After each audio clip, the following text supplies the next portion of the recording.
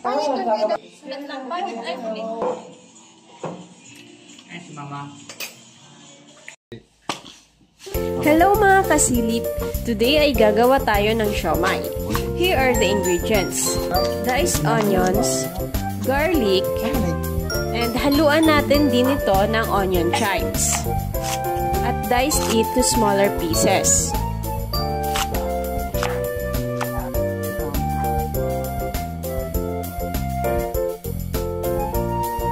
And put some shredded carrots. And syempre, gumamit din ako dito ng 1 kg ground pork.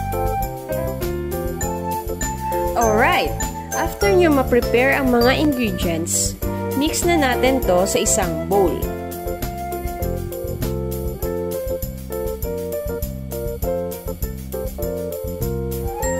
Then add 2 eggs,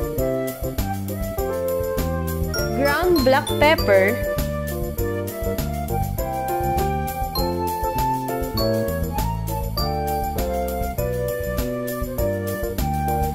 and konting magic sarap para mas luminamnam pa and Ajinomoto.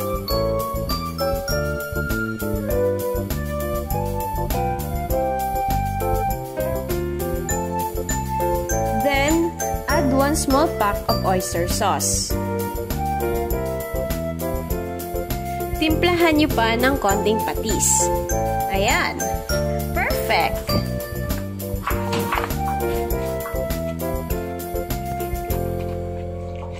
Alright, then mix all the ingredients.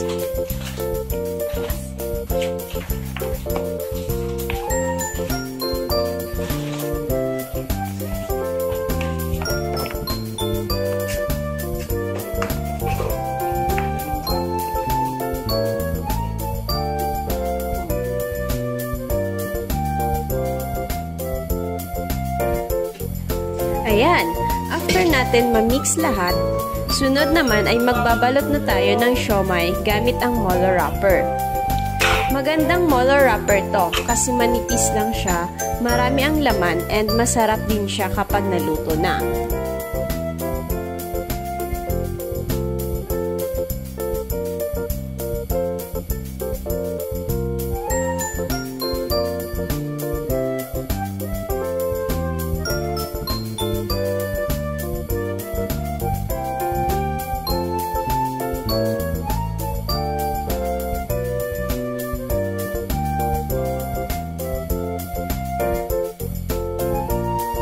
Ayan, napakadali rin balutin ng siomai.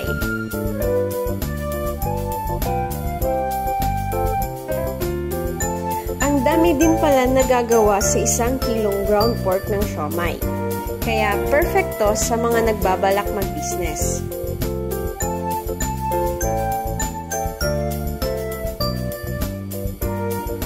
Ayan, after natin mabalot lahat ng siomai, ay ready for steam na din to.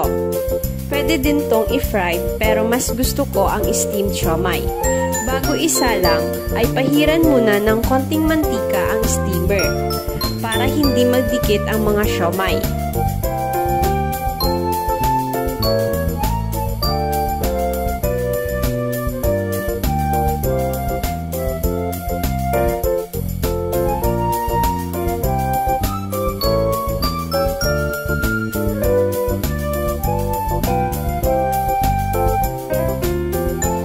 Maglagay din ng konting tubig sa isang kaserola.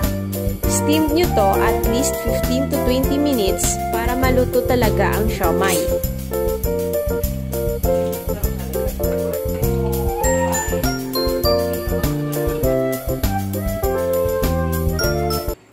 At syempre, di mawawala ang sausawan na toyo na may kalamansi at may sili. Sarap! Perfect combination ito ng siomai. Sa wakas ay luto na rin. Yehey! Kainan na!